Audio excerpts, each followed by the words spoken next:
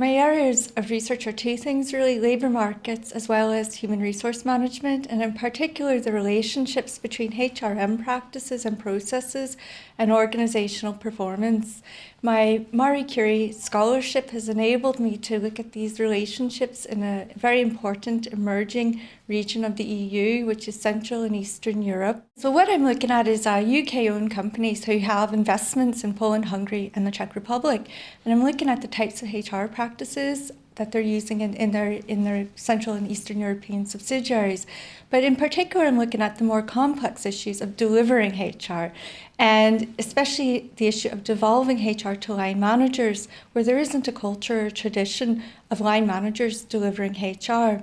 HR is construed as very much of a woman's job, very much as transactional, very much something that a male line manager, say in the Czech Republic, would not be expected to deliver.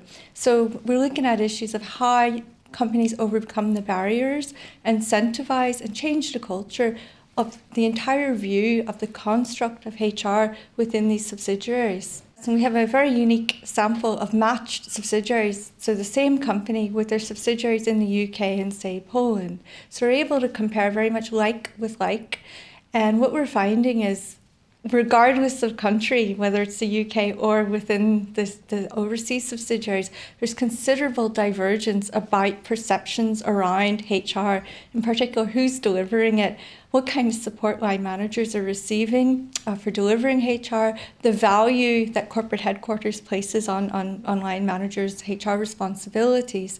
Where there's a considerable amount of divergence between HR specialists and line managers, for example, that adversely is associated with the performance of the organisation, both in the UK and overseas. So I'm trying to sort of send out a message, I suppose, that corporate headquarters has to perhaps get the message out better about that HR is important, people are important throughout the organisation, and that line managers are actually expected to deliver HR effectively in a committed manner. We did a study of Polish migrants in particular living in the southeast of England, and we looked at the experiences and when they first came over and the kinds of jobs that they were taking when they first arrived in the sort of Brighton and East Sussex area. We found a lot of evidence of occupational downgrading.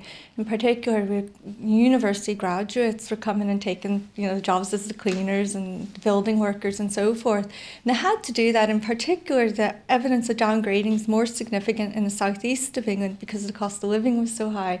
So you're coming over with savings of a couple hundred zloty. You had to get a job very quickly.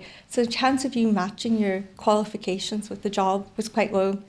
But what we were finding then was that after gaining a couple of months or a year's experience, especially speaking English on a day-to-day basis, the amount of occupational matching, in other words, then graduates are going into almost graduate level jobs, especially for women, because we found that their ability to pick up the language, for whatever reasons, was better than the male counterparts.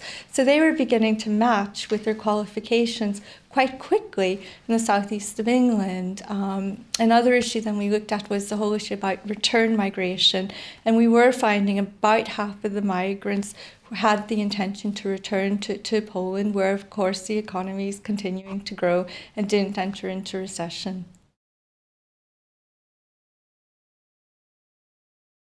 I think a lot of it is going to what I call filling the gap between the domestic HR agenda and the global HR agenda. And what that means is that a lot of HR issues, such as development, such as HR and corporate performance, has been analysed primarily from the perspective of the home front. In other words, you're looking at it in the context of one country or one domestic organisation.